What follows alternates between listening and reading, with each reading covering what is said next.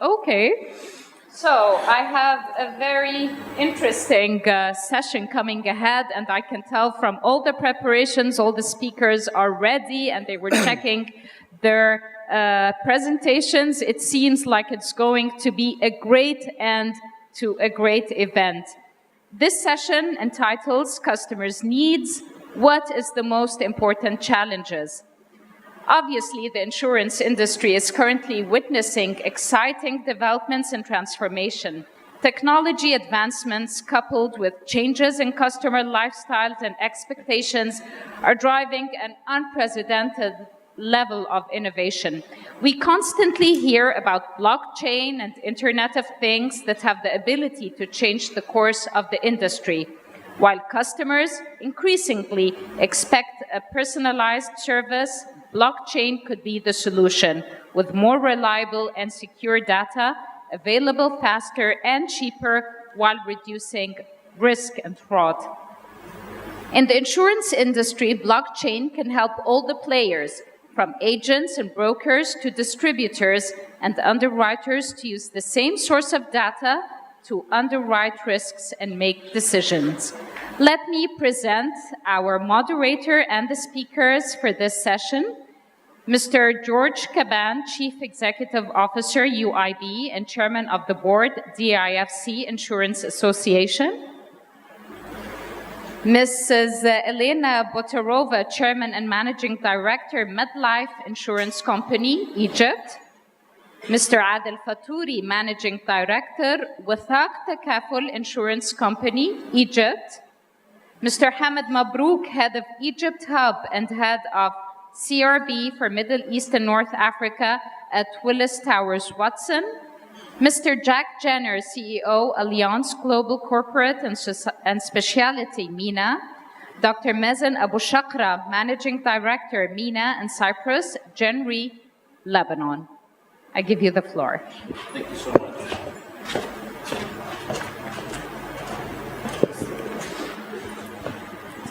Thank you so much for the kind introduction. So, first off, ladies and gentlemen, let me express my deep gratitude for the Egyptian Insurance Federation for such a marvelous job at putting together this event. Truly remarkable, and I think it has raised the mark at least a few notches for other conferences in the region to emulate. So well done, and this comes from the heart. This is not just PR, yeah? So well done on that. Truly remarkable. So this is the last session for the day, and it is my intention not to let it drag, but to keep it lively, and therefore you will find that it moves at a slightly faster pace than other presentations to allow a flow of exchange of ideas. So the topic is about customer needs and, as you saw in the title, blockchain. When talking to the panelists in preparation for this session, there was one recurring comment and one recurring theme that kept appearing, and that is that, you know, customer needs and blockchain.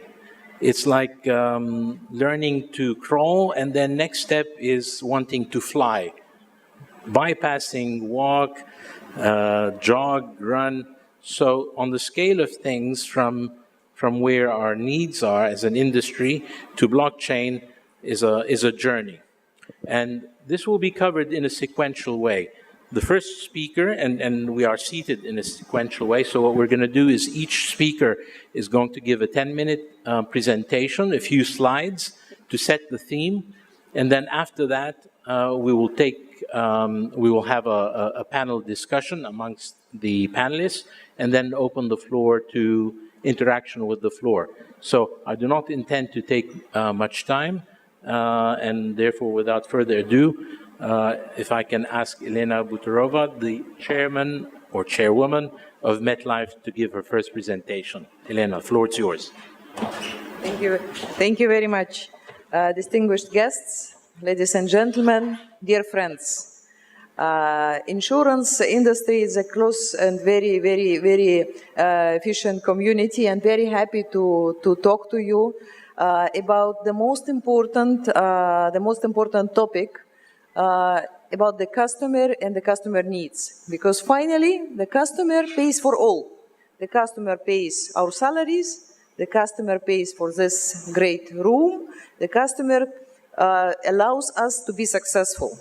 But we can do it only in case we meet the customer expectation.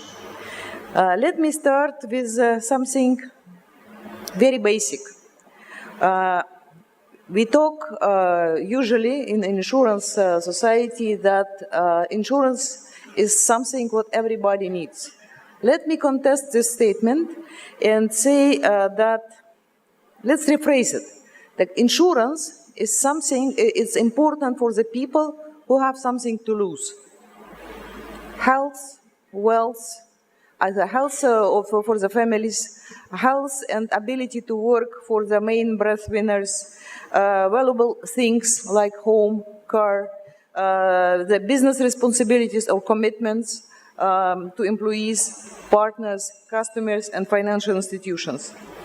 And saying that, we need also to consider the accessibility of insurance, distribution, and ability to pay for, the payment mechanism, and ability to communicate, and here we are talking about technologies as well. So, what we did in, MetLife is for the last 22 years actively working in Egypt. Out of 150 years of the history, 22 years is significant milestone confirming the commitment of MetLife to Egyptian market as a fast-growing and having very, very big potential market. So for us, it's important to understand the market. So we regularly do the kind of surveys. We did the first in the market employee benefit study with employers and employees. And last year, we did a very interesting research survey about retail customers.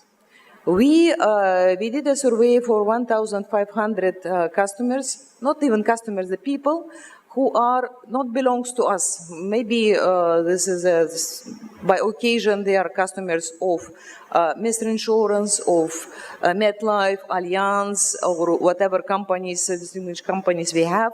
But the goal was to understand what are the expectations of the people. So the results of this survey we can see in this slide. So practically, on the question, what type of insurance do you have? 74% of this respondents of this survey answered, we don't have any. 17% answered that they are medically covered. They have the medical insurance. 7% have life insurance. And 2% have property casualty insurance on individual basis. All the people are retail customers, just for everybody to understand correctly what I'm talking about, because the business has much more share in the PNC. So, and the top attitudes towards insurance are, so what is the most important for them to have it? So to leave behind a meaningful legacy for the loved ones. Practically, it's life insurance. Generally choose the option that makes their life easier. It's about medical and maybe car insurance. Maybe it's property insurance as well. Worry about providing myself and my family in the future. Mainly it's about education, cost, coverage, and pension. And top drivers to buy insurance, it really is very important for them to get the clear information, enables for flexible solution according to the needs of the customer, and also makes easy to find the information I need. Top barriers, haven't thought about this.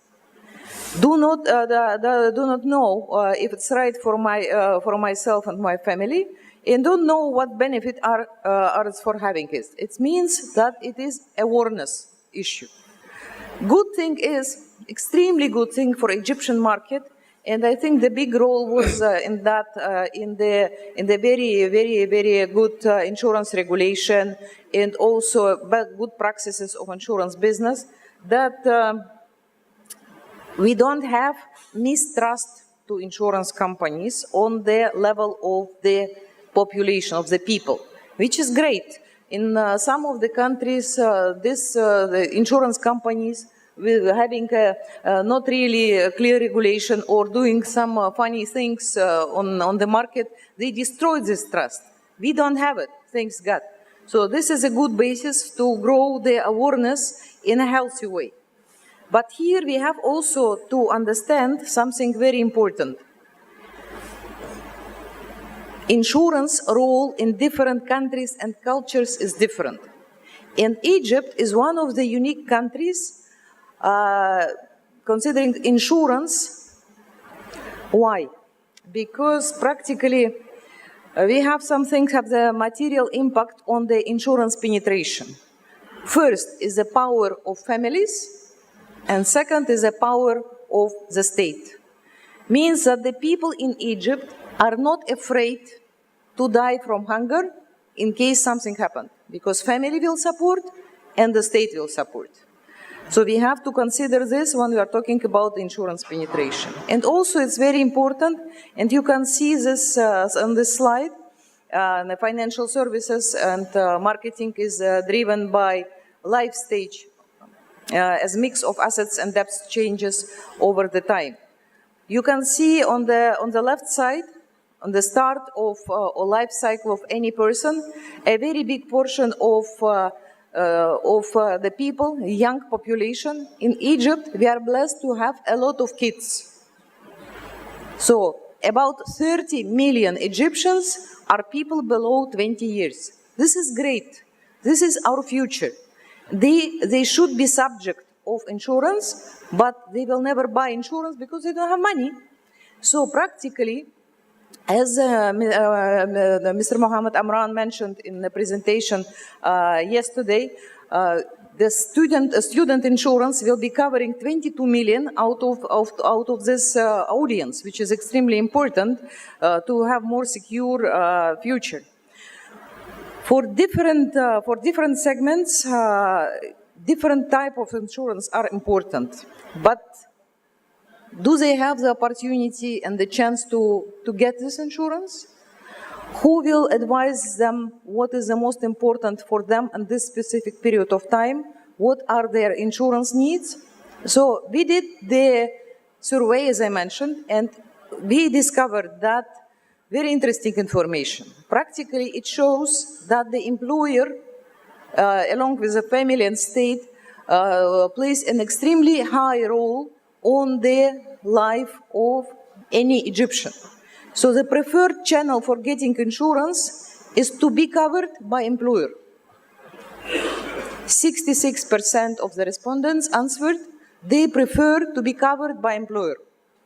Then we see very interesting information. The role of direct agent and broker, individual broker I mean, is 17%.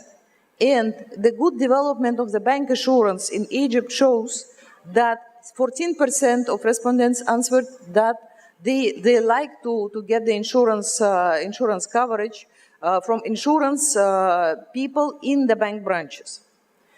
What are the employees are worried about? So they are worried about how they can provide support for their parents.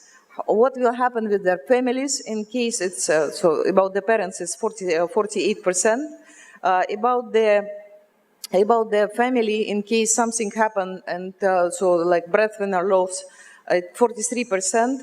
A lot of people are worried about their health, it's about 42%. And practically, a lot of people have no idea how to manage their finance. So 19% of the people feel, confident, 19% only, feel confident about their financial situation. And 23% again only are so confident how to manage the needs by time. Also, another topic which confirms the uniqueness of Egyptian market, you can see on the right in the bottom. So, employees who says benefits provided by the employer are the main reason to stay with their employer is employee benefits. Importance of to stay with this specific employer. In UK, 17% only. In Russia, 31%.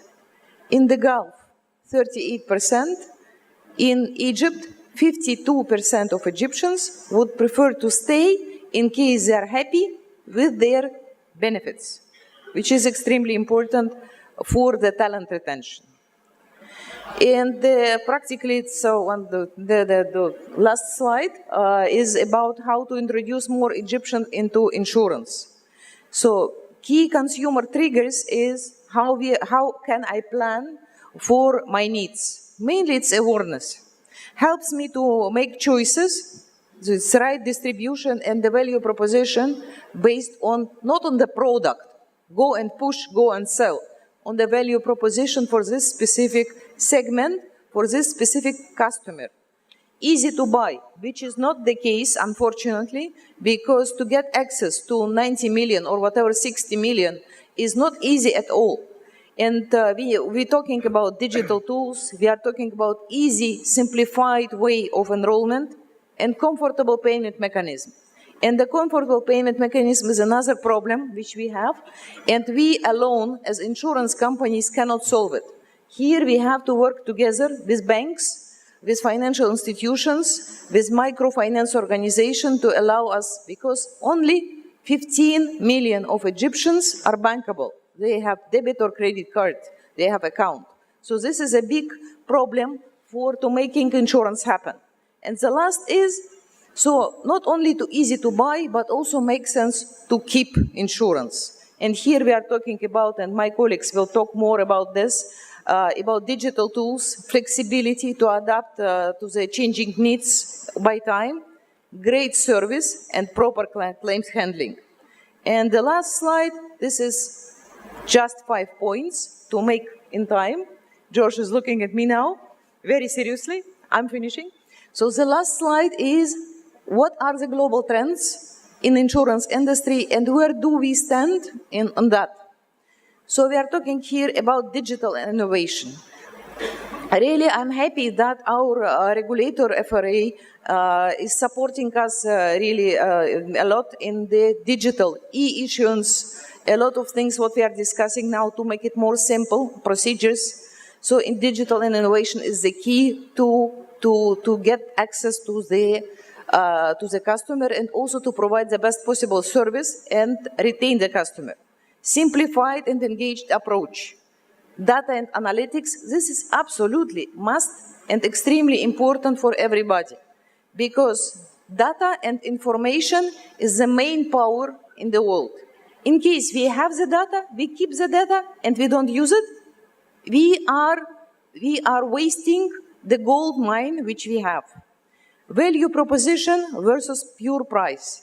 We have this discussion yesterday about the brokers. We are talking about reinsurance, what is price, sensitive things and whatever. But in case we are talking products, commodities, the price is the most important. In case we are talking about value proposition, the correct and fair price is important, but the value proposition is more important. And the customer focus according to the segment and the life cycle.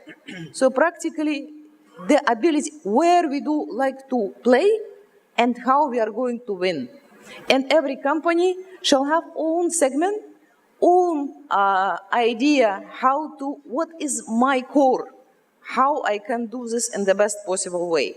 So this all, I try to be short, but this topic is so important and really engaged in the customer value proposition and how we can do more in Egypt. So I spent a little bit more time. Sorry for that, George. Not at all. Thank you so much, Elena. I can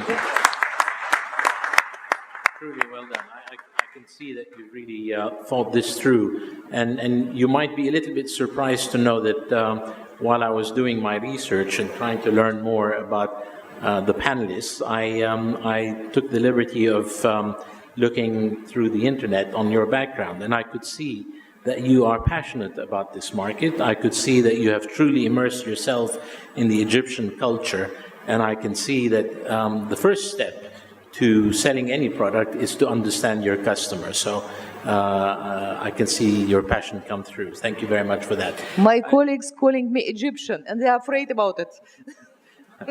An honorary Egyptian, I'm sure. So as I mentioned earlier, the intention was to go from, if you like, the consumer side and looking at the product, and then we would move towards the technology. So we've heard from the, if you like, direct retail side, mostly, perhaps with a bigger emphasis on life insurance and benefits. So next we will move to Mr. Adel Fattouri of Wathaq Insurance Company, and Adel will give us a presentation from also an insurer on the direct side, but with a takaful twist, because obviously that is an aspect and a segment of the market that we need to be aware of. So without further ado, Adel, please lead us through your presentation. Hopefully no more than 10 or 12 minutes, please. Okay, Adel, the floor is yours. Bismillah ar-Rahman ar-Rahim. Really, I'm in a difficult situation actually, because when I have finished my presentation, I figured out that the last session already covered a lot of my things that I was planning to cover. Elena covered the rest, so I'm trying to think very fast, at least to specify or to be an added value for you for this couple of minutes. When we talk about the customer needs, we can take it actually from different aspects, from different angles. Let us return back to the basics. The main basics of customer needs actually is the customer come to us for a product of insurance. We were talking about risk transfer mechanism. So we are selling a promise, and he is paying money at the beginning. So what is important for the client? Is it the competitive price? Is it the type of service? Is it the trust, credibility of the company? It's okay. Maybe the price when we start, it is attractive for the client. But by time, the client will figure out that he needs more. The most important is service and trust and the credibility of the product of the insurance company, and the satisfy the products, type of products that we are giving to our clients. Product changes from time to time. Yes, we have certain products right now, but with the world with emerging risks and a lot of emerging risks coming, new risks, we have to satisfy these needs. But this is basics. But the most important is the style of life. It changed. The customer of yesterday changed from the customer of today. We have to look at the customer of today, and when we concentrate on the customer, we have to differentiate where we are actually. We are in Egypt, we are in London, we are in America. So we should understand quite well the customer that we are dealing with, so we can provide him with the services.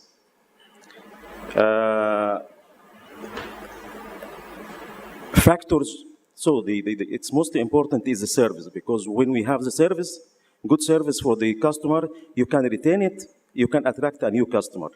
There are many factors that governing the trust and the credibility and the service that we are providing. Customers would like us to have quick response, easy access, and the simplicity, human qualification that are dealing with the customers, and the talking is the same language. We cannot talk in different language. The lifestyle, as I mentioned, is changing. So the customer now are using his mobile to buy a lot of type of products from the other sectors and insurance. He would like us to respond more because he is busy all the time, and when we deal with him in a very bureaucratic way, he will become frustrated, and he will not come to the insurance company unless it is necessary. despite that insurance, if we dealt with him in a very good way and in a faster way, and we used the model that we can reach to him very fast, we can create a new customer to the insurance. Today's customer actually wants, he's fond of the internet. He would like to have service that fits perfectly into their busy day-to-day life. He would like to have access to you in 24 hours per day. He would like to have to purchase insurance online. He would like to have his renewal online. He would like to have his claim settled online. So he wants self-service model. He wants digital insurance, and when we talk about digital insurance, it's already covered in the last sessions, already covered in this session. I'm not a professional to talk about it, but I'm just an insurance underwriter. Are the insurance companies are gonna benefit from the digital when applied? Yes. If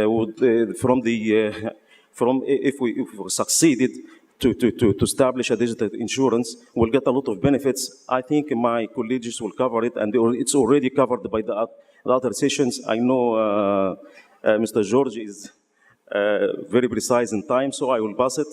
But most important, as I mentioned, that when we talk about, we are trying, it's okay, digital insurance is very important. We are focusing on it, it's a future. So we have to take some steps forward to start the digital insurance. Very important to answer a very important question about that. Where we are actually, the first one, we have to answer the question where we are. As I mentioned, we are here in Egypt, and there are other insurance companies in London, so we have to know exactly where we are so we can plan for the future in the right way. Where we are, still in the manual stage, still in the digitalization stage. Have you touched the blockchain stage? And after that, we have to compare ourselves in the market with the others. How far we are from the others. Others, competitors, other sectors of economy, banking, etc. Where we are from them, because once we are living in the same country, and the other sectors of the economy are moving faster than us, it will be a great problem actually. And the other competitors in the market and the other competitors in the other markets. And also where we are when we talk about Takaful Insurance, where we are exactly. Takaful is, we are selling the same products like the conventional, but we have to ask ourselves a very important question when we are so we can move forward. And also, I'm coming very soon. When I touch the blockchains, I'm gonna leave it to my colleagues because he's gonna talk about it in many deep details. But actually, when I read it, I find myself it's very somehow complicated, but I've tried to make it very simple for you to understand it. Blockchain is, first, we have to understand that unless without digitalization market, we cannot jump into the blockchain. We have to prepare ourselves first on the digital side and then moving and get benefit from the updated technology. It's a network of database between members, and this network, online network, based on the idea of having blocks on a decentralized basis. It is very important why it is on decentralized, because if any block of information or database that has agreed and secured, if hacked, the other blocks of the information inside the group will not be affected. Also, it is the security of the information inside the group is very important. So I made an example to try to make it as you have shown in the chart. Any transaction, a group of people inside one company, inside one market, inside the managers, inside the company, or inside the market, including brokers, regulators, and the clients, and all the bodies concerned with the insurance in the market. They can have this network. Also, between the reinsurance on the international market, they can have this network. Also, between the insurance market and the other sectors of the economy, they could have. The idea is to have as much as you can from guaranteed database that you can use for your researches in the future and satisfy the customer needs. It's very simple. It's blocks. We call it blockchain. Why? But it's blocks any transaction. Each and every transaction is stated in a block first. And after that, should be agreed by all the members and approved by all the members of the network. Once agreed, once all the members agreed for this information on the network, then became a time-stamped block. The idea here we have, for example, we have some blocks from 1 to 7 already there on the network. It is already there. We would like to add number 8. We have to go through some steps. Transaction in block 8, first verified and approved by all network members. Then block 8 is time-stamped and added to the chain. Then once added, we cannot, no one in the world can amend the information or delete it. It is secured. And this is the idea of the blockchain. We can imagine how benefits that we can gain from the blockchain information. It's one of the main benefits that we can have because of this secured information is at an insurance market, inside the market, we can avoid a lot of fraud claims. We can exchange information, very important when there is a catastrophe loss. We can gather all these data and we can make our researches, then we can use it for the benefit of the market. I'm not gonna talk so much. Thank you very much for your time. Thank you. Well done, Adel. You will be pleased to know that actually you came under the time limit by about 30 seconds. So thank you very much for adhering to that. Obviously, you know, we've got passionate panelists here, passionate about the subjects, and I can assure you, certainly when it comes to ethical Takaful insurance, I rank Adel way up there on my list. Next, in terms of the presentations, Mr. Hamid Mabrouk, a fellow broker and a champion of the broking cause and the broking community. I'm really looking forward to his presentation. Hamid, the floor is yours. Thank you. Good morning, everybody. Good morning. I would like to address everybody here as colleagues because I believe that most of the presence here, we either have worked together or I have worked under their management. So I'm happy to share with you some slides. I'm not that comfortable sharing it in English, but we'll have to do so. So not everybody have to put the cask and take it off. So the customer needs. The customer needs is something that we are living day in, day out. Just a background information, for the past 26 years, I have been working as a broker, whether under an individual form or under an insurance consultancy firm or under one of the mega worldwide brokers today. So I have been dealing with customers for this period, especially in Egypt and in some of the neighboring countries. We need to identify two types of customers for the simplicity, because the needs of each of them is totally differentiated between the retail or the corporate clients. So corporate clients, over the past 26 years, we have seen the evolution. The buyer was the financial manager, procurement manager somehow. Today, we see in the Egyptian market professional risk managers.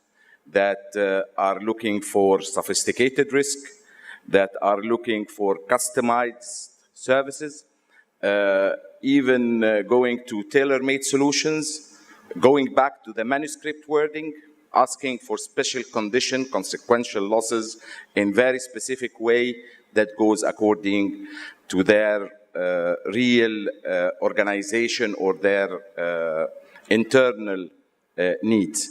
So to address this, we need to be very sophisticated. We need to invest a lot in our human resources, training. We need to really concentrate on our real added value.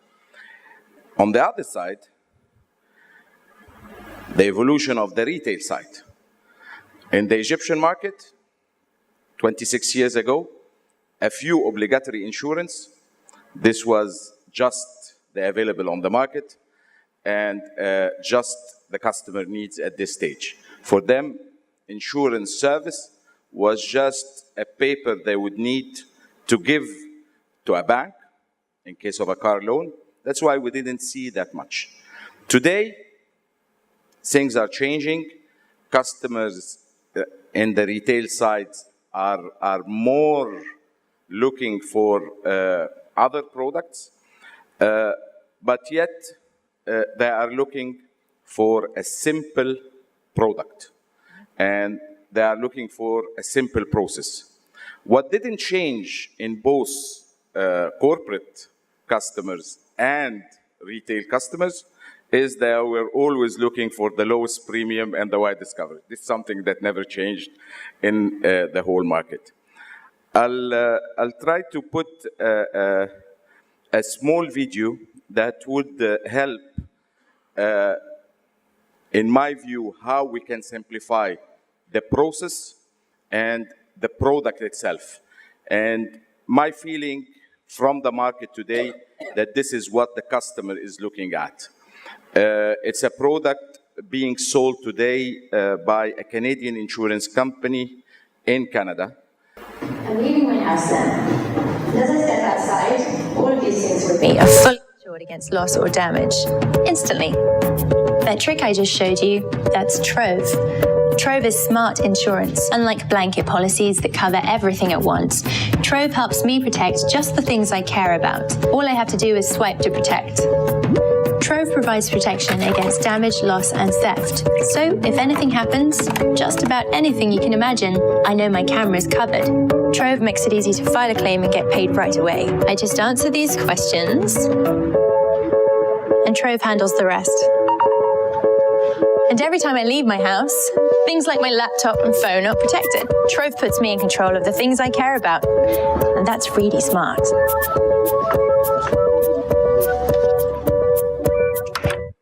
If we can arrive to products like this in the market, definitely we could penetrate the retail market.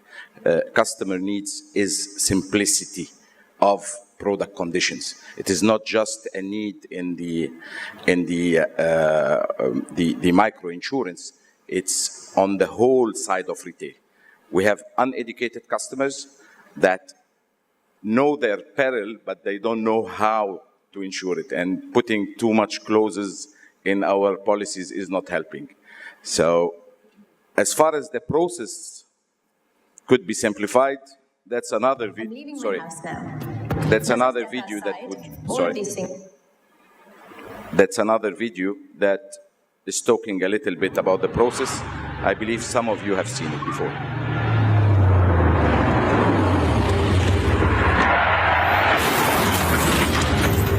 No, it's just construction, that's all. No, I'm not driving. Are you okay? Yeah, you? I'm good. No, not you. Listen, I'm gonna have to call my agent. I'm gonna get right back to you.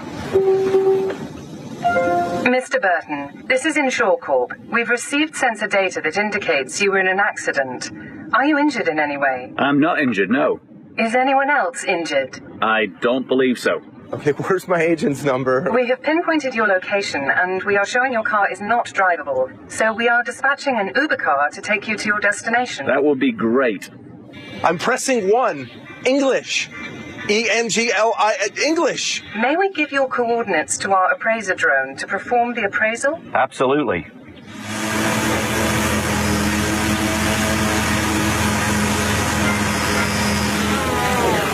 We have received the photos, assessed the damage, authorized the repair, selected a qualified repair facility, and have dispatched a tow truck to take your vehicle to that facility. Perfect. Yes, hi, this is... Yes, I'll hold. We have looked up the other vehicle's insurance, transmitted the appropriate data to create the claim, and filed the California SR1 accident report. Can you confirm the information is correct on your phone, then hit the accept button? I'll check it right now.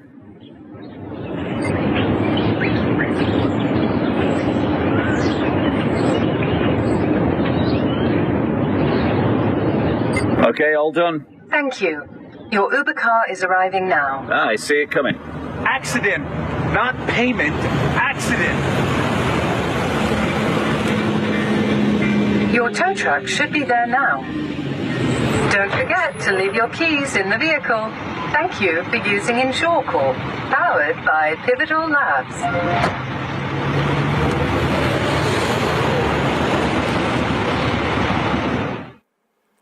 So just simply, if we can arrive to have such a simple process for our retail product and a simple product as these two, this is what customer needs today.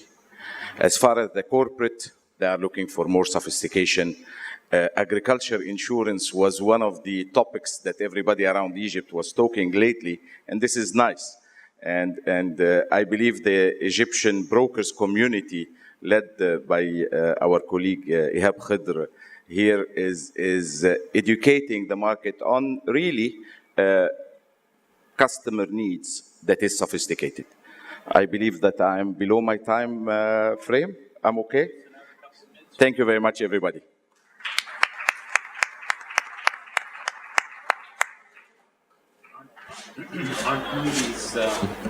Aren't movies a wonderful thing? They create the illusion of reality. If only it were that simple. So thanks, Hamid.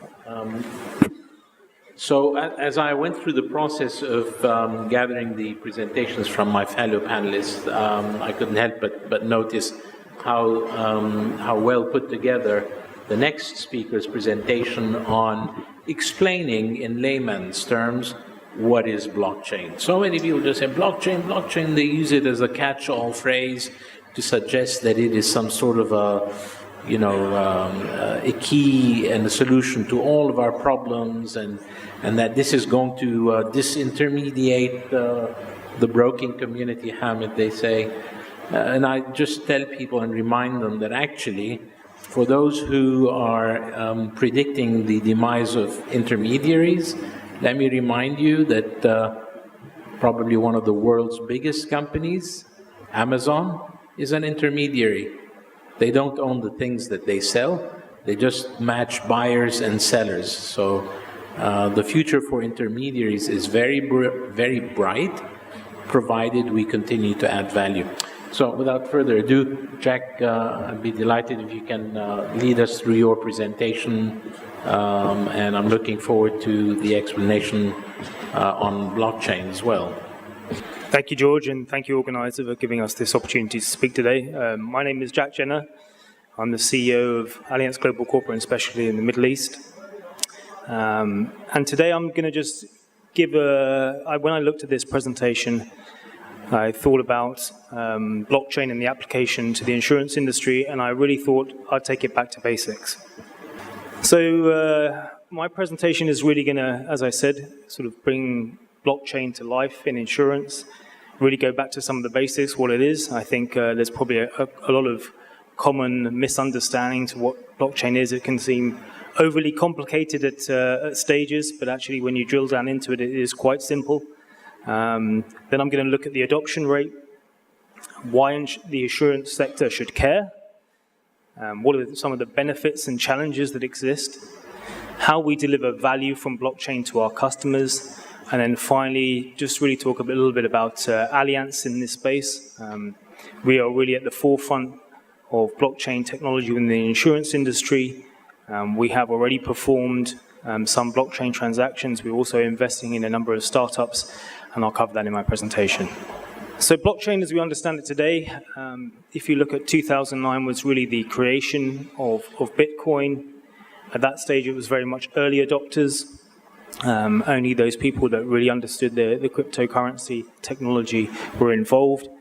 And it wasn't really until 2014 where we saw sort of common interest from major financial companies, venture capitalists, and also the sort of evolution beyond just cryptocurrencies to smart contracts. And if you look at things like Ethereum, which is really the technology to allow smart contracts, and we'll come on to what smart contracts are, it wasn't really till 2014 and when this became in place that it became more mainstream.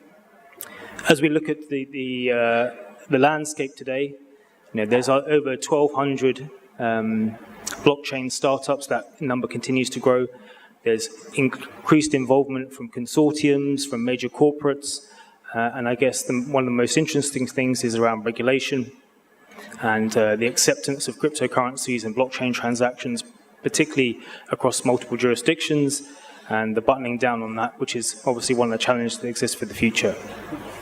As we look forward to 2027, the prediction is that over 10% of global GDP will be in blockchain.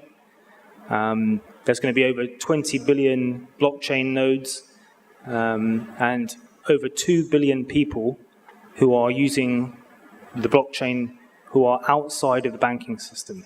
And if you look at some of the areas that were mentioned earlier, such as in Kenya, where microinsurance exists, and micropayments, a lot of that is because those people and individuals aren't in the banking system. So there is a lot of upside opportunity there. So really going back to basics, what is blockchain? So blockchain is a ledger. It's shared across a network of computers. It's not a centralized computer.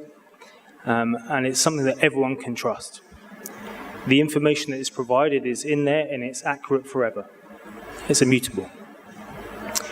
So what does the blockchain actually do? It exchanges, it stores, and it automates. But really what it fundamentally does is it creates trust.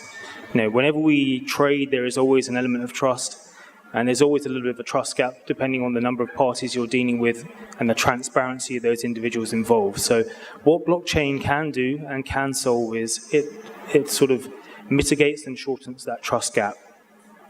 And why is it relevant for us? Well, I think it really potentially changes the way that we capture economic value, and it's really the potential that it may in future replace the centralized business model we know. And if we talk about that, we talk about central banks, the banking system. This is a potential alternative. So when we look at the blockchain transaction, and I just wanted to talk about some of the terminology that's commonly used, and it can seem sometimes overwhelming. But if you look at it in its most simplistic terms, when a blockchain transaction is requested, it's sent to a peer-to-peer network of computers. There is no, let's say, for example, Bitcoin, there is no central large Bitcoin computer that controls every transaction. No. It's across a collection of computers that independently verify. Once that is broadcast to the peer-to-peer network, the network validates the transaction and the user status. Are they party to the transaction? Are they a valid element to that transaction? And then it's verified. Now, you may have heard the phrase data mining or Bitcoin mining. And as you can see, depending on the size of the transaction, the sophistication of that transaction, the amount of parties involved, there's a lot of data power required to verify and validate.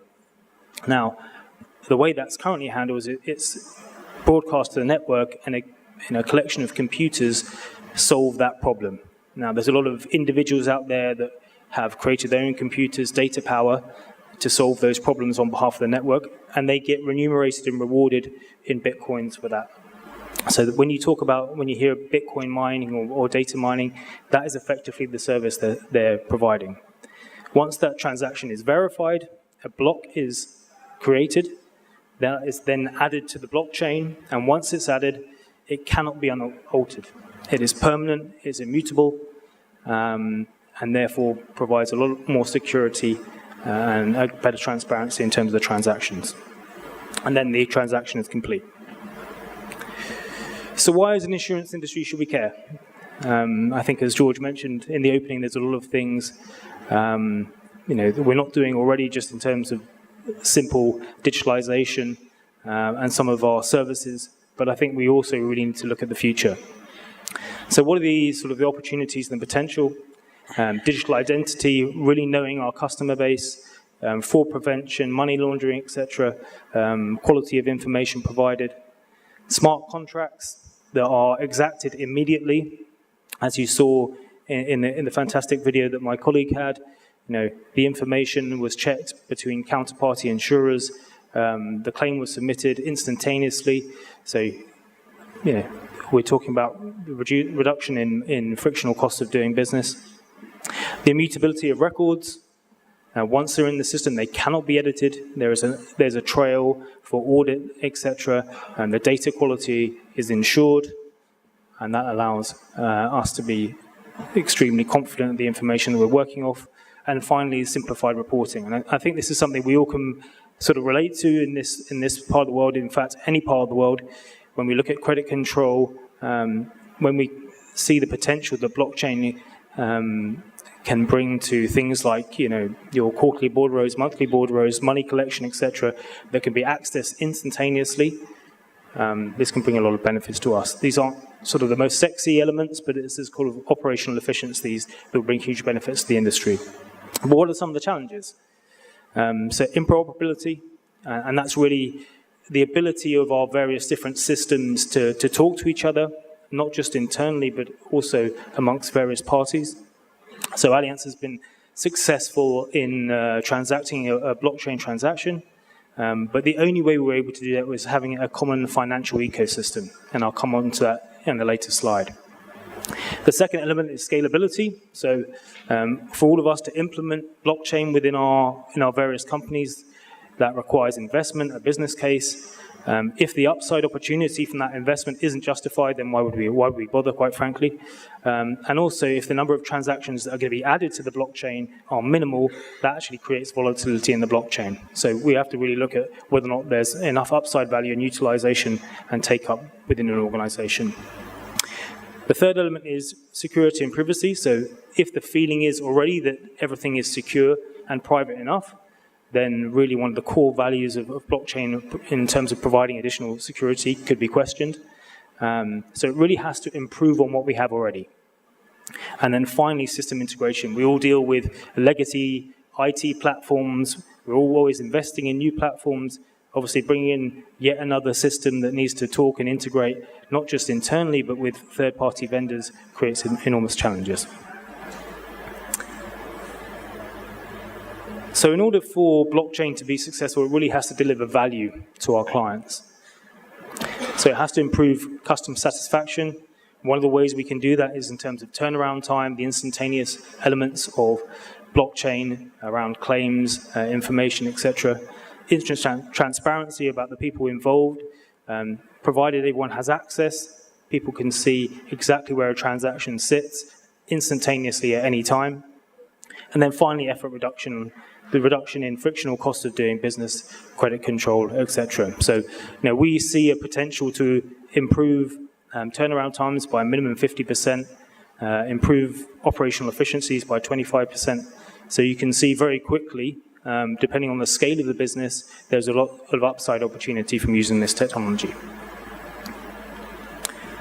So, my second to last slide, just to really summarize the benefits and limitations. So as I mentioned, transparency about the people you're transacting with, audit trail, money laundering, and also the information you're being provided with. A decentralized model, so no over-reliance on one central monetary system such as a bank. It is a peer-to-peer network, so that creates a lot of benefits in terms of ensuring there's no over-reliance on one area, and finally security, enhanced security and prevention of information going loose. And then the limitations, as I mentioned, scalability, does it justify the investment required? The standardization across not just the parties you're dealing with, but perhaps across an industry. And I think that's probably a wider issue in terms of regulation and the adoption of blockchain within any given market. And then really the flip side to security, the other side of the coin. If it's better than what we have already, then that's certainly a benefit. If there is a security breach in future to blockchain, that will certainly create a security challenge. So my final slide, I just wanted to briefly touch on Allianz's involvement in this area. As I mentioned, we're really at the forefront of blockchain technology and investment. I've got 4 examples here, but I'm just going to touch on one in the interest of time. So Allianz Global Corporate and Specialty received an award in October 2017 for the first blockchain transaction. If it was of interest to anyone, there is a YouTube video that I don't have here, but it is on YouTube if you want to find out more. But effectively what we did is we looked at an international insurance program working with a captive. When collecting money from an international network across multiple territories, that does create challenges. And obviously, the longer that money takes to remit back to the captive is exposed. So working with a common intermediary, with a common financial ecosystem, so in this case, this was HSBC, we implemented a smart contract that ensured that when the policy went live, the money was collected from the network and transmitted back to the captive to ensure that the captive wasn't exposed. So this is an area that we continue to invest in. We're extremely active in this area and will continue to do so. But as perhaps mentioned in some of the earlier presentations, this is really the very start to this journey within the insurance industry, but this is something absolutely we cannot ignore. Thank you very much, Jack. Thank you very much for that, Jack.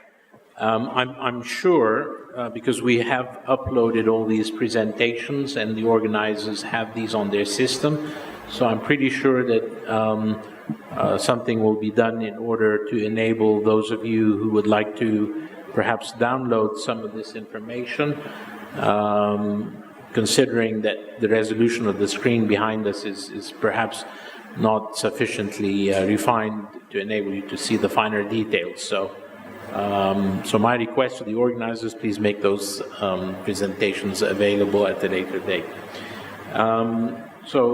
Without further ado, if I can ask Mr. Mazen Abu Shara to give the final presentation and to kind of maybe help put all these things into context and to maybe introduce some further elements.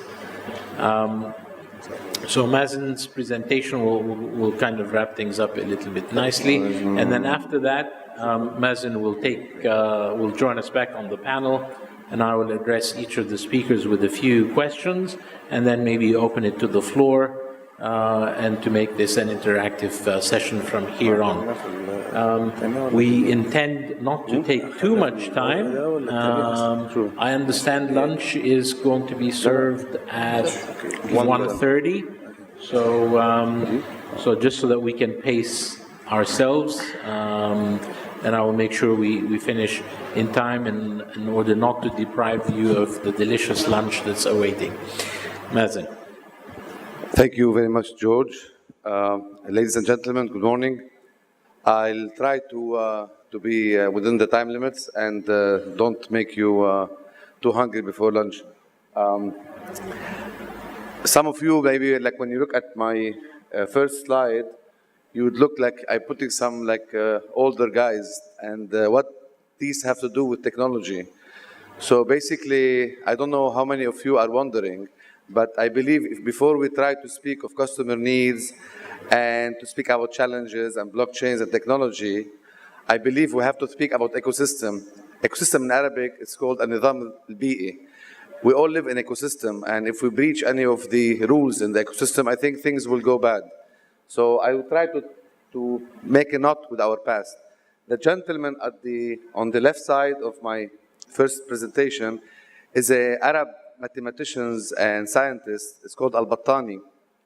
This gentleman lived in the 7th century, and he was very interested in ecosystem and in solar system. And he's the one who predicted back then that the year is made out of 365 days, 5 hours, 46 minutes, and 24 seconds. He was only off by 2 minutes and 22 seconds. So imagine how accurate, without blockchain and without artificial intelligence, this guy was, what he was able to do back then. If you look at the gentleman on the right-hand side, I don't know if you also are familiar with him. This guy is the father of algorithm. As you all know, all the digitization and blockchain are made out of algorithm. Algorithm is an unambiguous set of instructions to solve a problem. So any technology is using algorithm. And Al-Khwarizmi, who is the father of algorithm, was also one of the first people who started how algorithm is working, and it was named after him. And also, I want to remind everyone that the Arabs in this part of this world have also created or came up with the zero, and also digitization is made of zeros and ones. So if we tied all this together, there are numerous articles and people around the world that they're saying that the Arabs have invented half of digital. So we are not very far away, so we should be optimistic about continuing further. I'm not claiming this one. I mean, this is something that has a bit of truth. So, but however, we have a lot of challenges, and so I want to go through the challenges first. What are the landscape challenges? We have, in our world, we have barriers to entry. What are they? The regulations. In every seminars and conference we go to, we always blame the regulator. We've seen yesterday that the Egyptian market, the regulators are like very dynamic, and we saw the minister yesterday how adamant about bringing this back to life. So hopefully they will be coming, working with us and with all the other community within the ecosystem I was talking about earlier. The other one we have to always be blaming is the religion, that is, the Sharia compliant or not. I think Adel represented the Takaful part of it, but I think also there are many people are talking about religion is not a deterrent to insurance and to technology in general. Also, you have the geopolitical issues, you have the economics and all these things. I'm not going to go through that, but anyway, those are the barriers to entry.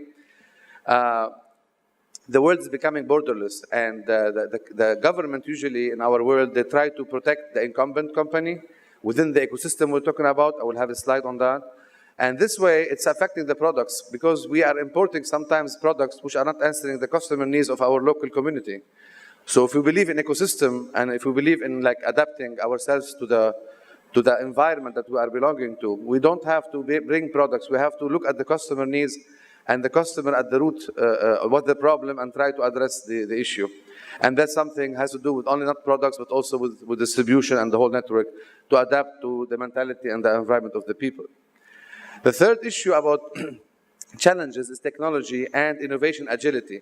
The word agility, it's like a word Ernst & Young is using heavily when he talks about technology, is becoming an important side effect of how we all have to be agile in implementing the right technology, or to embrace the right technology before we go ahead.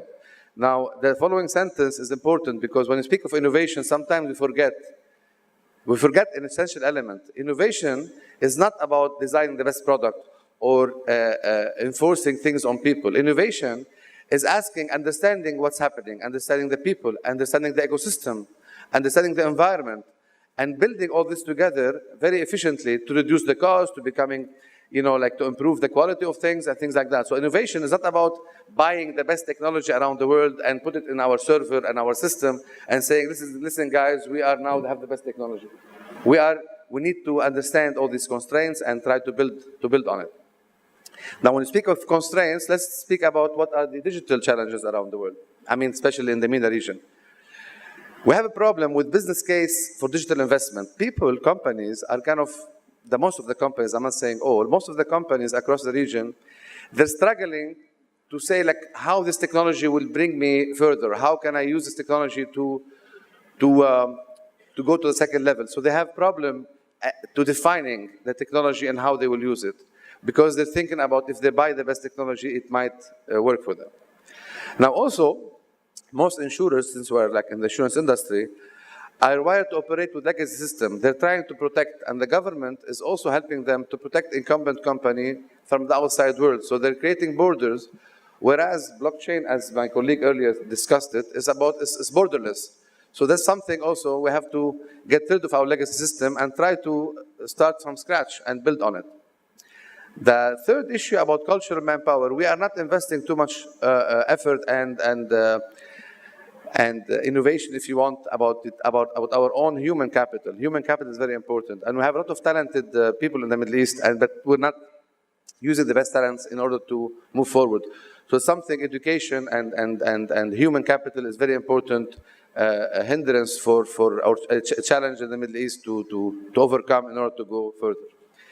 Now, when we speak about customers and all this blockchain, all these things, and all this buzzword, which are coming every few years, we forget about, I mean, just like to think about the value chain. So why there's a blockchain? Because there's a value chain. And there's a battle nowadays happening in the insurance industry about the value chain. This slide depicts, I mean, there's a chain in it if you see it, but the most important thing on the left-hand side is the customer. So the customer is basically our objective. You have capital, we spoke about in the earlier session about the capital, about alternative capital, traditional capital coming into the market. But at the end, the focus of all of us is the customer.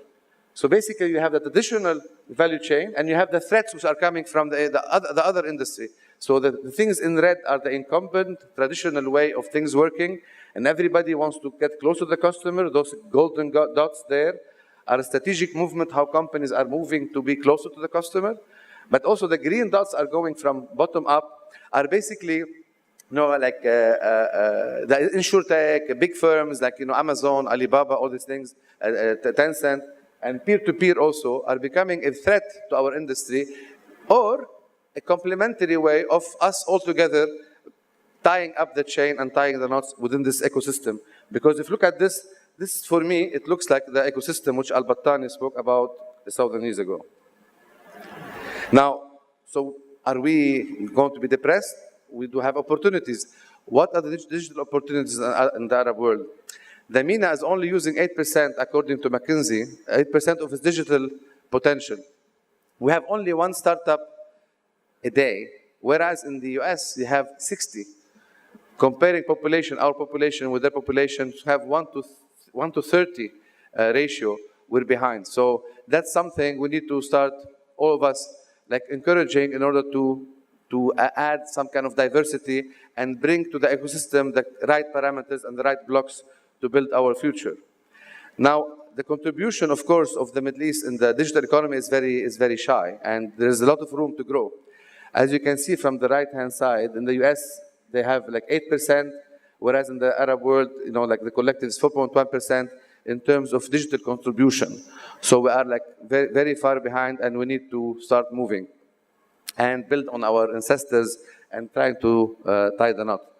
So we have high potential in digital health, for example, e-commerce and mobile payments. Those are the three things Ernst & Young came up with, that those are the future in the Arab world where we need to bank, because apparently we are one of the most Facebook users and download of YouTube movies. So we are, our generation, the Arab generation in the Middle East, are heavily using the social media. So we need to try to engage them and try to improve and have digital as an opportunity to embrace the future.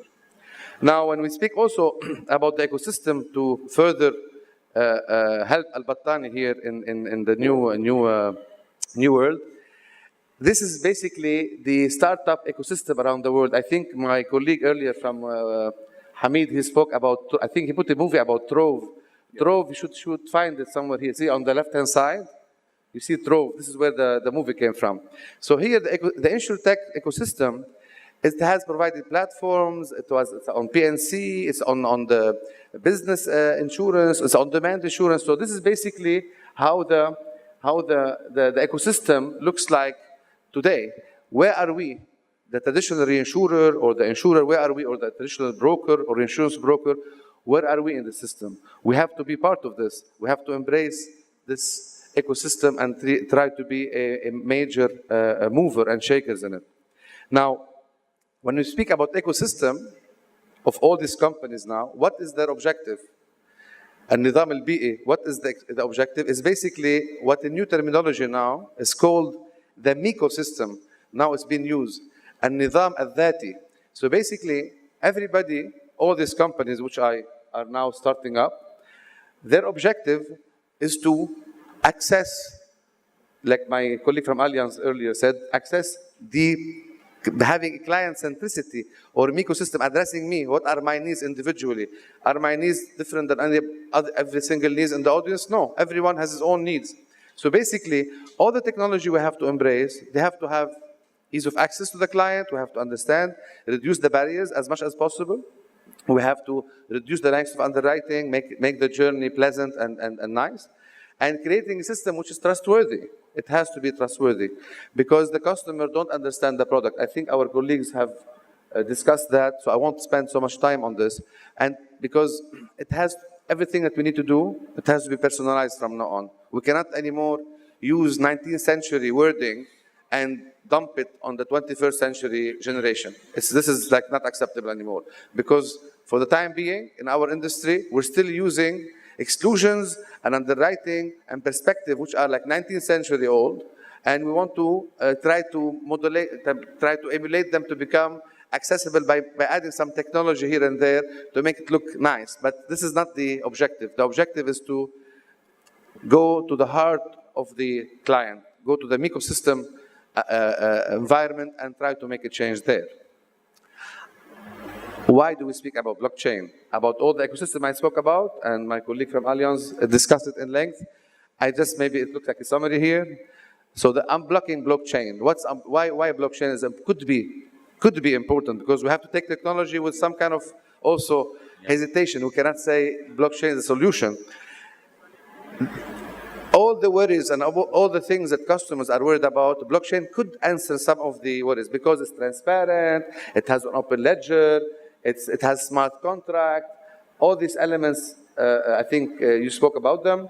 And the most important thing, it creates a cross-border people engagement and efficiency. There is no more border. We should reduce the borders. We should destroy the borders and try to have this flow of information and communication flowing in order to create or to succeed in promoting ourselves and go the further step. So basically, we have to better handle the data in a certain manner, and we should not be shy when we say blockchain. Some people say, I don't understand it. We don't need to understand the technology behind it. The technology should answer the customer needs. Whatever make the customer have ease of access, have transparency, and have simplicity, the technology will follow. We should not buy technology and force it on the client. The client feedback should make our technology perform what he or she needs. So some people are questioning themselves for the future. Is artificial intelligence or blockchain, what are the evolution? You spoke about 2027. I'm not sure if we're going to achieve that by then or not. Basically, we have to, the Internet of Things is morphing traditional risk transfer into risk preventers. Now, before we spoke 10 years ago about risk management. Now, most companies are talking about risk prevention, whether it's in health, whether it's in car, whether it's telematics, all these things. We are talking about risk. So basically, the pie of risk is not diminishing, but it's being prevented. So basically, we have to kind of maneuver around this. But is blockchain the answer or AI? Some people are thinking, will AI lead to micro-duration insurance coverage for risk pool of one? So we'll have one risk pool and we'll have, or will blockchain spur decentralized autonomous models? Those are questions we haven't answered yet. We're still at the early stage. And somebody venturing and saying blockchain or AI will resolve all our problems is too far-fetched. I think we need to be careful. What are the takeaways? Basically, we have to invest in our human capital. We have to become borderless. We have to start embracing digital frontier, but being careful. The second thing, start being digital agile. How? By looking at the customer, how they are evolving. I think from the Digital McKinsey survey done in 2016, they found out that customer preferences in P&C and life are about 80%. It's basically people are, how much people worldwide are embracing technology, 80% of it through customer preferences, and on margin, only 50%. So basically, again, customers and customer needs coming in the forefront. Finally, perhaps with the advent of digitalization transformation, the historical parenthood claim of algorithm, the Arab algorithm, can be completed, and we might be closing the loop in the Arab world. And I hope this kind of event would help us in the future achieve more. I will finish with this slide. will you believe it when you see it, or would you see it when you believe it? Yeah. Thank you very much. Thank you. Nice way of rounding it off, starting with the algorithm and ending with the algorithm. Well done, very nicely put. Thank you. So now that concludes the presentation part that my esteemed panelists have given us. So I wrote down a few questions which I will pose to each of the speakers in the same sort of order. So my first question goes to Elena. And it's to do really with the statement she made that at least in Egypt, the family unit, the family support, and the expectation that the government has the responsibility of looking after us, that nobody goes hungry. And I understood from your presentation the suggestion that these things are beginning to change. So I'd like you to comment a little bit on that. And also the next question, which is that in one of your slides you said that the research shows that employees expect or would prefer if their employers were to acquire these employee benefits for them, the insurance protection. So the question on that one is, would it be any different anywhere else around the world? So if I'm an employee and I have the choice of either having to pay for it out of my disposable income versus pushing the cost onto the employer, my impression is this is universal. So I'd appreciate your comments on that, please. In reality, what we see here in Egypt, there is still, in Egypt we are blessed to have big families. I mean extended families, not only just a lot of kids in one family, which is great because it helps the country to grow, but it's also a big expense because everybody who would like to have a good education, they have to think how I can do it better. And to do it better, I need to pay for.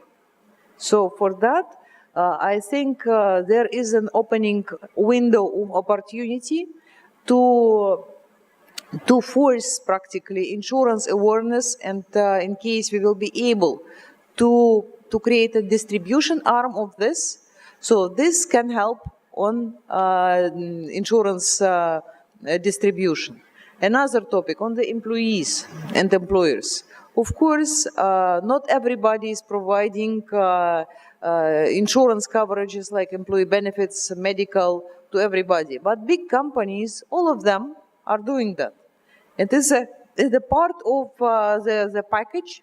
This is the way how to retain the best talents, and there's also differentiation by the level of the people, of the coverage, etc. What I'm talking about, adding something, or while is the role is so important in Egypt, maybe because in Egypt not everybody provides this, and for somebody to keep this, this package is extremely important to stay. In case, for example, in UK, of course there are some employee benefits, but in case you like to have something, you can go and buy. Here, in case you would like to have a medical coverage, a serious one, a comprehensive one, you have to be employed. Because a lot of limitations on many fronts. So still, I think we have a lot of opportunities here on retail and on the corporate side. I mean, on the life medical pension, because a lot of opportunities we started just to take, and a lot of untouched areas till now. And I'm sure, I'm really 100% sure that Egypt insurance market has absolutely amazing, great potential. We have to take. So if you want to unlock this amazing potential that you believe in here, and if you had a magic wand and you could change one thing, and I would like you to limit it to one thing, what would be that one thing that you would like to see change in order to unlock this potential? Just one thing. One thing, one big thing. There is no magic. I'm not a magician. But I'm looking at the opportunities, what I saw personally in some Eastern European countries, which also went the same way, or I'm looking on the African countries, were moved perfectly well on increasing the penetration of insurance. It's not pure technologies, no. What I'm talking about is the payment mechanism embedded in the mobile devices. I'm talking about ability to pay insurance and to be enrolled to insurance using mobile phones. Okay, that's great in terms of the distribution. You know, we're always focusing... Distribution and payment.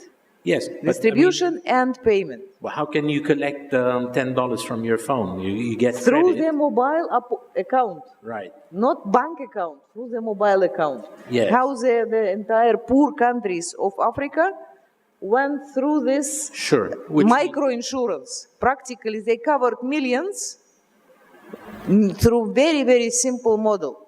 Sure. So therefore, as a form of digital barter. So that one magic wand is facilitate. The rest, this needs a regulation, changing of, so ability to use a mobile account and not just a bank account. This needs a lot of efforts on regulatory area, and then it can fly. The rest, insurance companies we have a lot of professionals in Egyptian insurance society. We have capital, we have talents, and I'm sure that the rest we will do. Sure. I understand that's your point of view, and I respect that. Adel, for years people were saying, we need to cater for all segments of society in many parts of the world, in many parts of the Islamic world.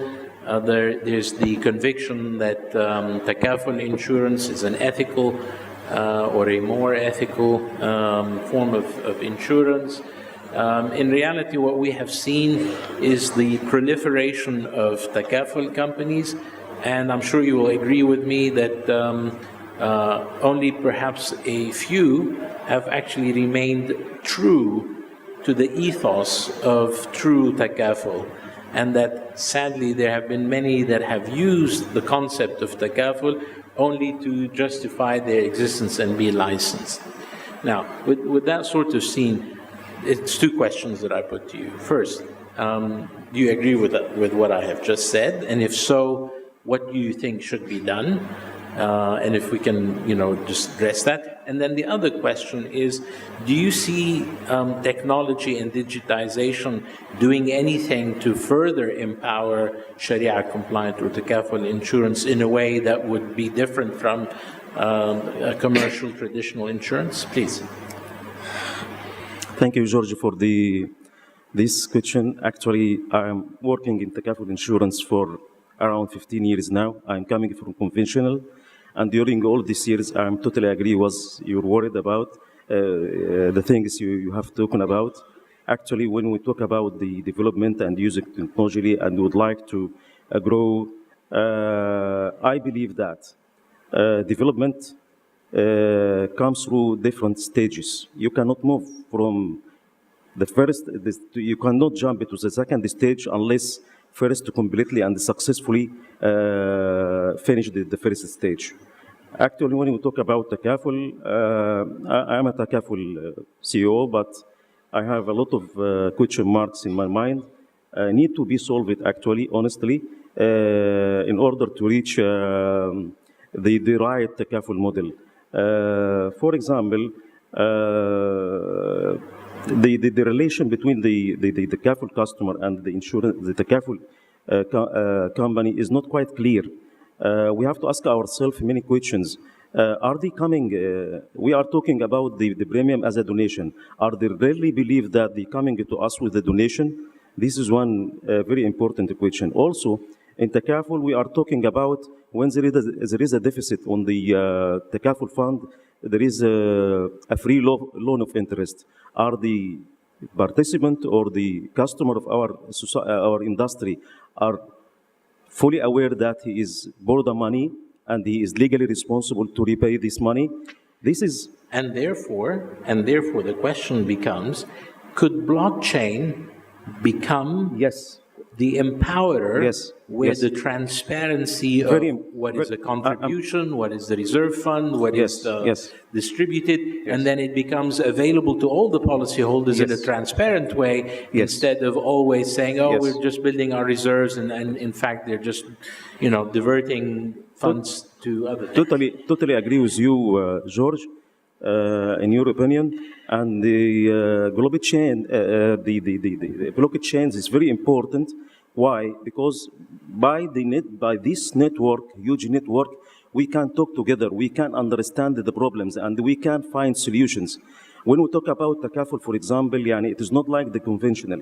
The conventional are talking the same language, are following it's okay, they are struggling in the MENA region to reach the standard, international standard of financial and Solvency 1, Solvency 2, Basel 1, 2, 3, 4, but in takaful, we're still talking a different language in different countries. Even in the same country, we have different models. Sure. And inside the same model, we have different treatments. This is actually a problem. When we talk about blockchain, it's very important for takaful, for all the takaful people all over the world, to have this network and exchange views and to come up with a very good model. And in my opinion, I am not against takaful, but in my mind, there is some model, new models can serve and can succeed. If we have the intention and the clear intention to solve the problem and not to use the takaful as, I'm sorry to say that, not to use the takaful concept as a marketing tool, not to use it on the right direction. Thank you very much. I couldn't have put it better myself. So in that context, one more question, if I may. So in your opinion, why is it that the insurance industry as a whole, it appears to have been slow in the uptake or the adoption of these technologies in this part of the world? Actually, George, this is very important. When I started to know about the digitalization and to read about digitalization and the blockchain, okay, personally, I went to the internet and tried to find what is the people saying about that, and I found the question that you are asked about why we are slower than the other industries. They were talking in their answer. They were talking about the legacy system, the old legacy system, and the advanced technology, and there is a problem, and the cost of technology. But in my belief, I think that we are talking differently, because they are talking about another product, and we are talking about insurance broker is different from all other products. The procedure or transaction for the other products might take 2 minutes on your mobile to be finalized from A to Z. In the insurance side, it's totally different. When we talk about, because the insurance side, we are surrounding us and the customers with uncertainty. We do have uncertainty towards the future losses. Are we gonna cover it? Are we solvent enough to cover it? And the client itself are worried and has uncertainty towards when they have losses, are the insurance company are coming and they cover it. So we are talking about different types. And when there is uncertainty behind the commodity, so you will feel that there is a reluctance to go for a change. That's why. Sure. Thank you. And of course, realizing that, the commodity, insurance is not really suited for a commoditized product. Jack, I see you. Yeah, I just wanted to add a couple of comments there. I think we shouldn't be overly critical of the adoption of blockchain in the Middle East, because I've had the benefit of working in Europe and also in Asia, and the adoption rate is similarly low. So I think it's one of the biggest challenges we face is really quantifying the benefit to justify the investment. I think the technology is not particularly well understood. The benefits aren't particularly well understood. So for us as an industry or individual companies to assess the upside benefits of bringing blockchain technology to our companies and therefore justifying the investment, I think we're a very early stage in many parts of the world in terms of that understanding. We're really at sort of the ground floor level of that part of that journey. I agree entirely, but Hamid also, gave us a really good exposure or a good expose about how, in fact, in Egypt, it started out where even broker, the concept of the word broker was not there. And I know Hamid was one of the pioneers who kind of moved in that direction in Egypt, and I applaud you for that. But you've also said, and there have been discussions to suggest that in the Egyptian market, in fact, in many developing countries, the spectrum of the type of buyers is so diverse, from people who are just above the poverty line, who can just barely, are barely literate. And we heard earlier Mr. Kamal Tabaj talk about microinsurance and the desire to attract that end of the spectrum, all the way to the very sophisticated buyers who could maybe even be part of a blockchain or an ecosystem of that. So the diversity is so wide. And if you spread yourself so thin, you won't catch any of that market segment. So in your firm, in your approach, where do you feel you should be focusing? And is that in a way counterintuitive to the mission to educate the rest of the market, because the sophisticated buyer are already sophisticated, right? I mean, let's separate the corporate from the retail. I'm assuming that we are talking just about retail right now. So if we are talking just about retail, my personal belief that every person within the 100 million Egyptian have a need for an insurance product. It's only addressing who first, and I don't believe that there is a difference between the wealth. So the upper class from a financial perspective and the lower class from a financial perspective, both are in need for insurance product. But the point is how to address them with the right product. So if you come with a simple auto policy, the one that is very known to the market, and you are going to a client that is having a Lamborghini or having a very sophisticated car, and you are telling him that I'm going to cover you with this normal policy, he will not be interested. As much as if you are going to a peasant in the Upper Egypt and talking about the mobile insurance, he would care more about his livestock if you come with a product for his livestock. So what we need to do in order to have a better penetration is designing products that suits each category and providing it. You mentioned my company, the company I work in. The retail experience we do have a good retail experience in Brazil. We do have a good retail experience in East Europe, and it is different products and different model of distribution. So most probably we see that the Egyptian market have the opportunity of the multiple.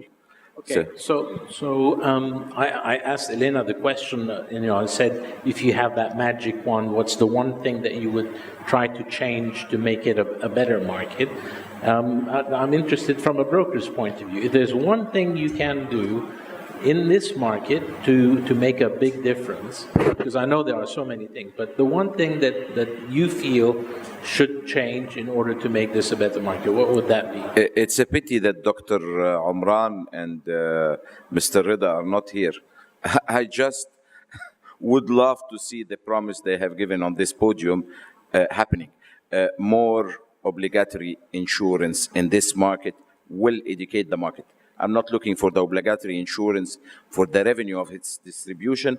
I'm looking for it to set the base that you have a liability or you have an ownership.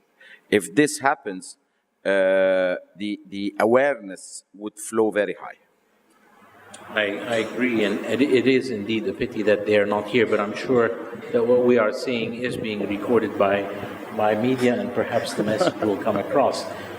Jack, I move to you. So we talked about technology, artificial intelligence, ecosystems, and how that's going to empower or improve things for us in the insurance industry. To me, the irony is, and it's been a while now, during this rendezvous, I did not really hear that much about cyber risks. Now, it strikes me as very strange that the one risk that appears to be foremost on a lot of people's minds, certainly the corporate buyers, the mega buyers, is the cyber threat. And we all know the cyber threat is no longer, the 15-year-old sitting on his computer in his parents' bedroom. It's now state-sponsored cyber attacks. And they are no longer just, doing it for sort of spying purposes, but for industrial espionage. And, we talked about trade wars. So do you think it's kind of ironic that perhaps the thing that is perceived as the biggest risk in a mega way, cybersecurity, do you think that may in fact be the undoing and the preventer of blockchain? Because in a sense, it's adding another question mark on the viability? Thank you for that question, Georgia. I think it's actually a very interesting point of view, and I would actually counter it. I'd actually say that cyber is the enabler for blockchain. It's absolutely true that cyber is a risk that exists. It's more prevalent than ever, and I think it will continue to increase as the years go by. I think particularly with the adoption and increase in AI, almost automating cyber attacks in a much more sophisticated way. This is a very true and absolute risk. But if you look at the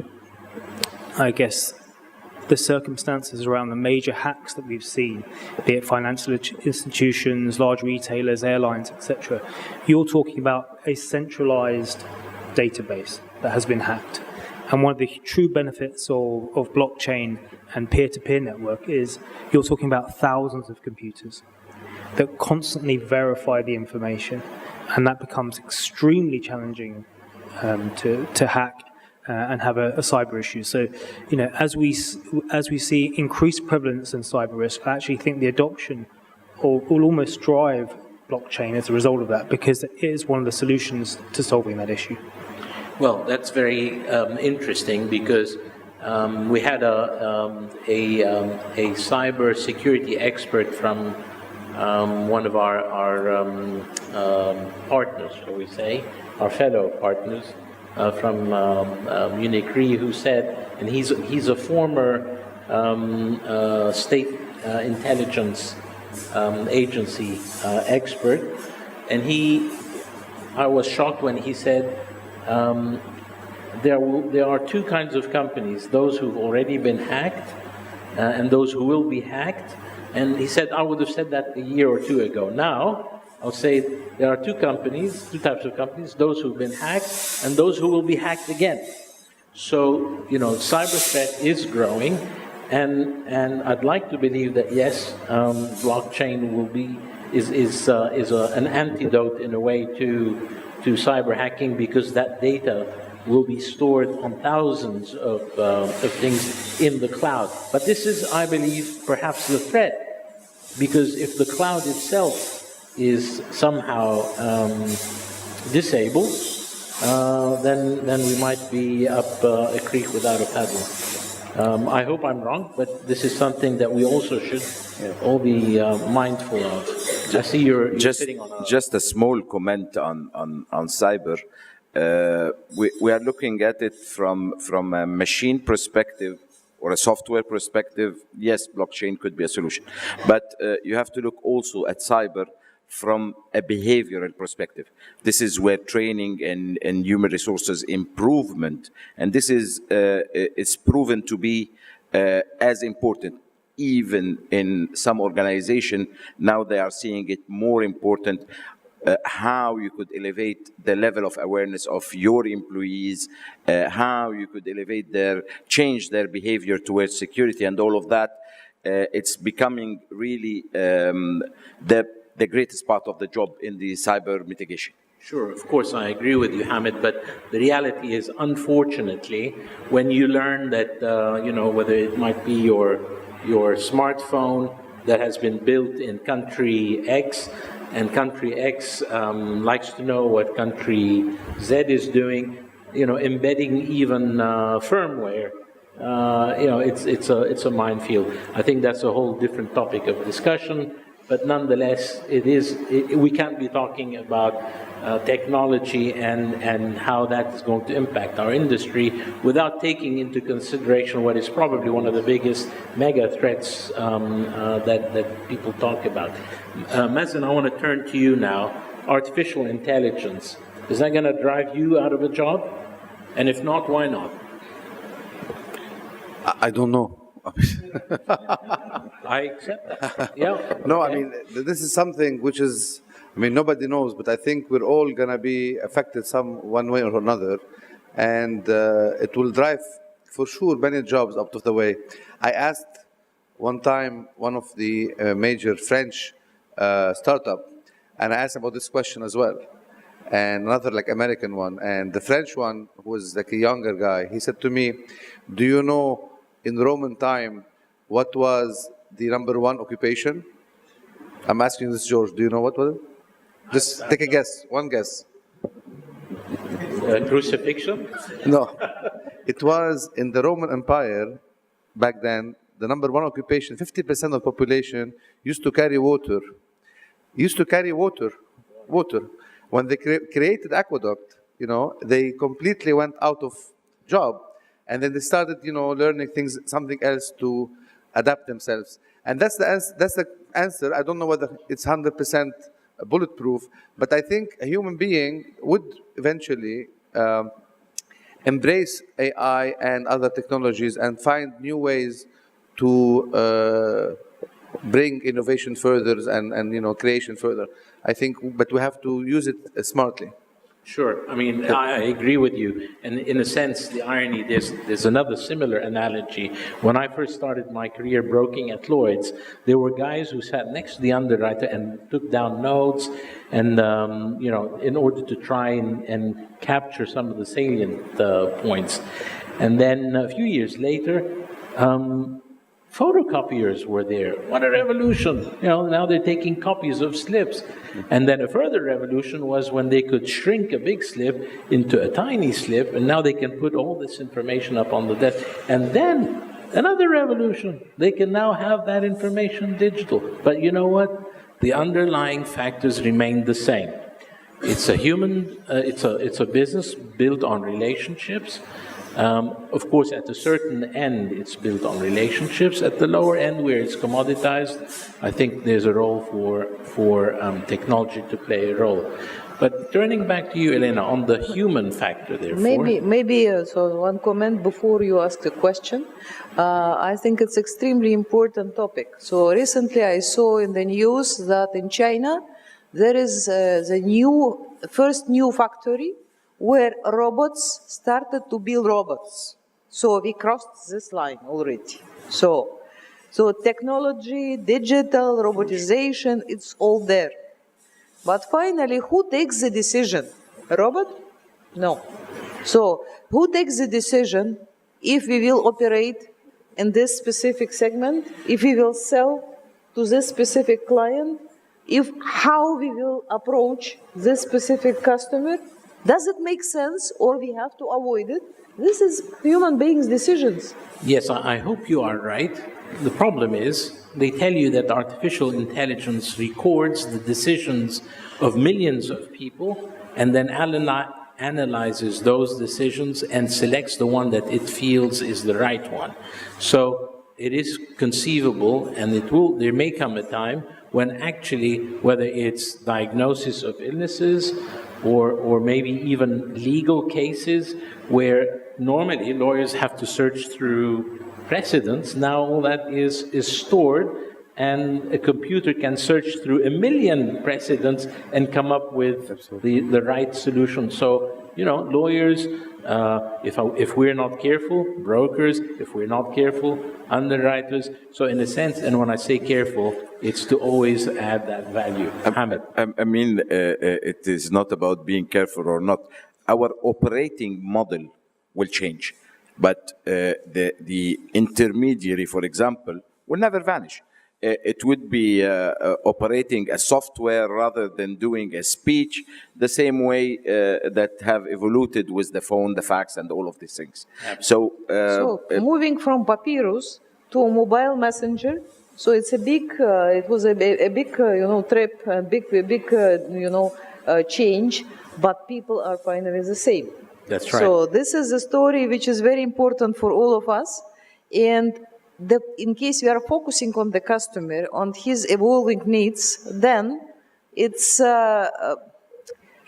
we have to follow up with the client all the time. In case we just sold one product and disappeared, then this customer will maybe next time the customer of another company, or even cancel everything. But artificial intelligence you mentioned is absolutely extremely important to deepen the relations with the customer. And also maybe coordinating efforts with non-insurance companies as partners. So this is another area where we really can provide the customer with the entire service which he may be needed. For example, he has a medical coverage, and what we do, we provide a wellness solution for him. We provide an education for him. We provide a special programs how he can do more sport and take care about the health. Sure, and so on. Absolutely. I just would be loath to see the day when I have to have a relationship with my robot or my computer rather than with my wife, who would tolerate me a bit more. I don't want to take any more time from the audience and keep you from your delicious lunch, but I am happy to take some questions from the floor. If I can ask that some microphones are made available. There's a question right there. If you can, Mohammed, if you can, be brief with your question and tell me who it is that you wish to address. First of all, thank you. It's extremely informative session. The question is for Hamid. First of all, let me agree with the statement stated by George that intermediaries will remain, and this is not only for the corporate, but I guess also will continue for the individuals, subject to, of course, as we all agree, of not doing the same thing again with the same classic way. Now, my question, and what is the interesting video was shown to us by Hamid, is basically providing two magic areas to be done. One is to simplify the product, second is to enhance the service, and this is the role of the insurance company, basically. Now, my question to Hamid, since he is a prominent broker, he's available with us, what do you think that the broker would also help in this area in particular? I mean, you said insurance company. I'm not sure if this should continue to be the role of the insurance company, because the area of the distribution is really an intersection area.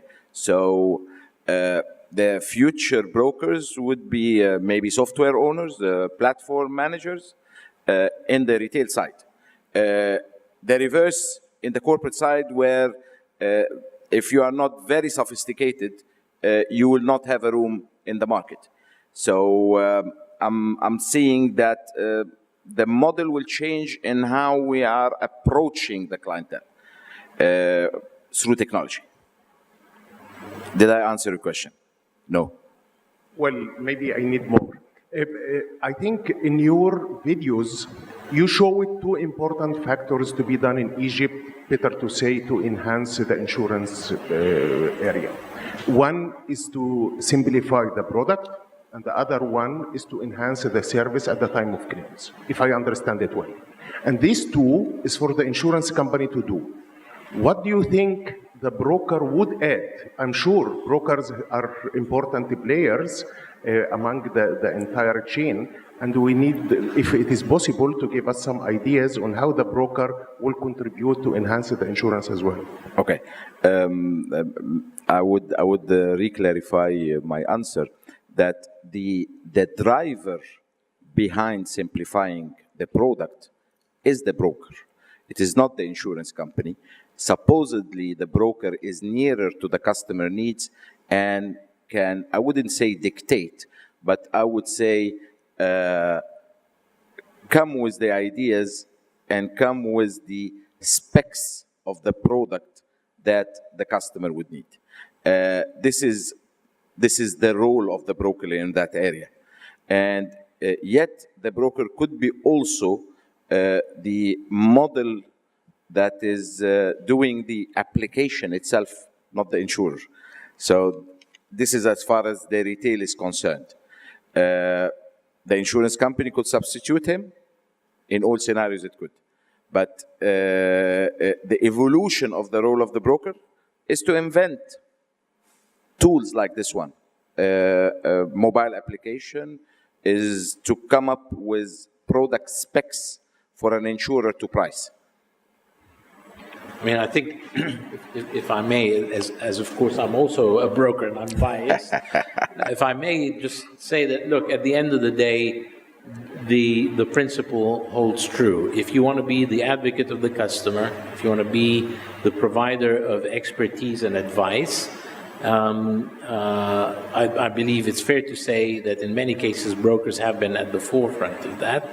And if the reinsurer's role remains simply, and it's not, but if it were to be simply capital, in the model that Mazen showed us earlier, where you've got capital at one extreme and the customer at another extreme, capital these days is a lot easier to acquire than it ever was. So, at the moment, both reinsurers, insurers, and brokers need each other in that ecosystem.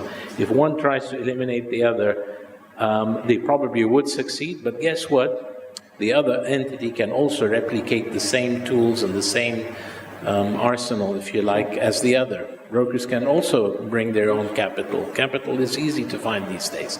So I don't want to take much more time. Maybe we'll take one more question from the floor. Does anyone have a question?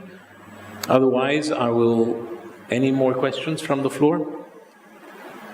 Okay, then I will give a 15-second closing statement from each of the speakers if they would like.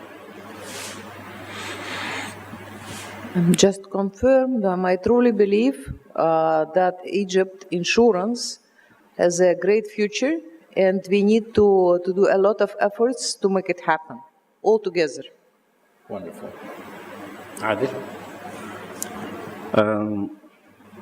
After all these sessions, and especially this one, the last one, I became to know and to believe more and more that we have to state quite well our priorities, and moving from a step to another, we have to focus for the first step better than moving to the third step and jumping to the fifth step.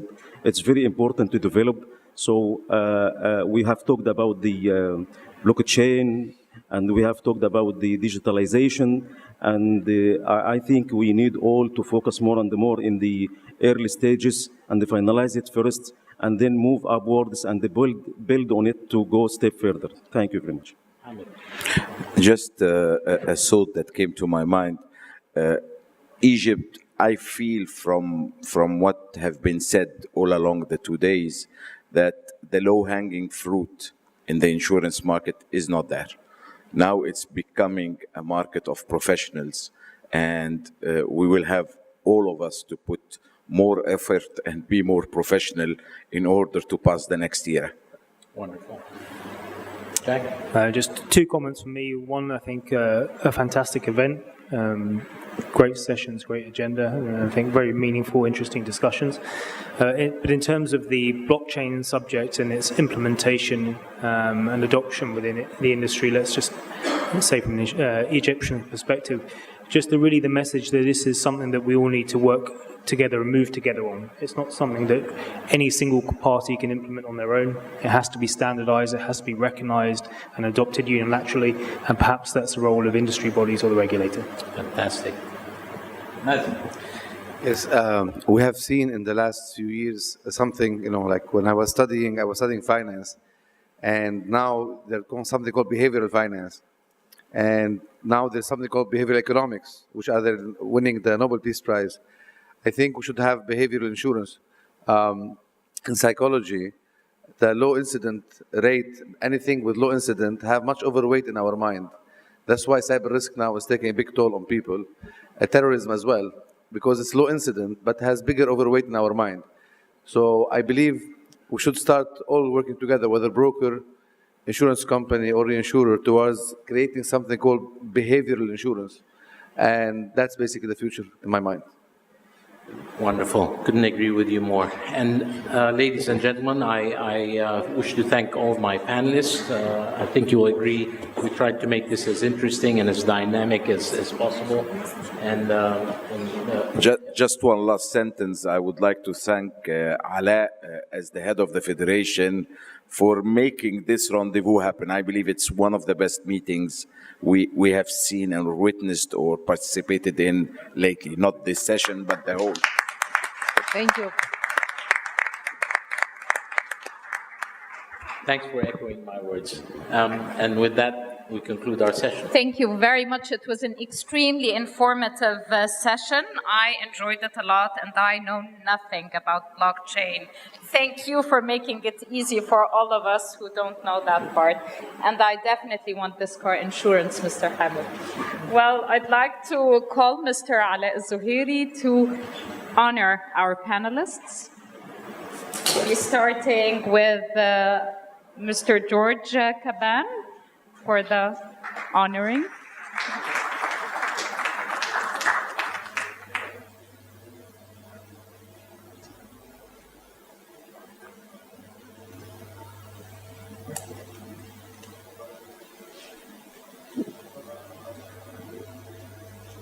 Mrs. Elena Butarova.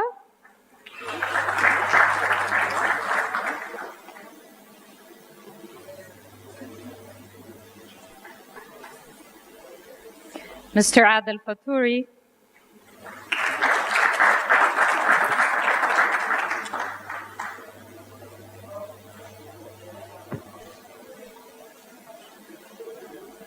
Mr. Hamid Mabrouk.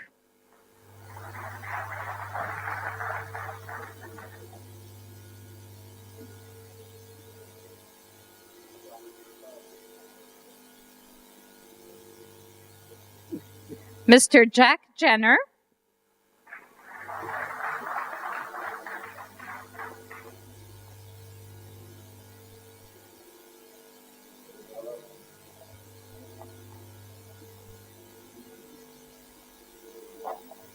And Mr. Mezen Abu Sha'ra, who will also be awarded tonight for winning the tennis tournament yesterday. Mabruk.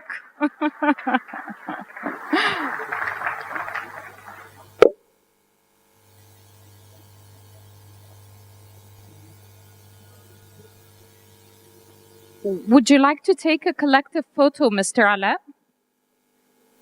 Just a collective photo? A group photo?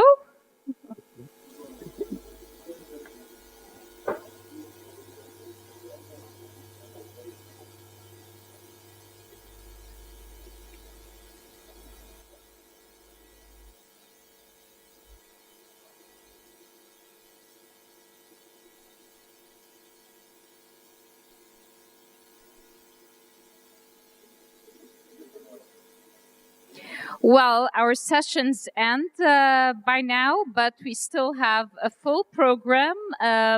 You can head directly to lunch afterwards. It will be held at Soho Square. It's ready now. In the regular tent where we had lunch yesterday and dinner. And I'd like to remind you that you're all invited to the Ghana dinner tonight at Trixis. There will be shuttle buses available at your hotels to take you there. The buses will leave at exactly 6:45 p.m., so 6:45. Please be there on time to enjoy the party from the beginning. During the gala, Misra Life Insurance will award the 4 winners of Spreading Precious Ideas competition. As you might know, an educational competition was held for the best articles on insurance industry. The articles have been evaluated by an esteemed panel of 10 judges from insurance, domestic and international players. We will also give out the awards for the tennis tournament. I truly enjoyed being with you throughout the 2 days, and this was an extremely informative and educational conference. Hoping for more rendezvous to come. Thank you and goodbye.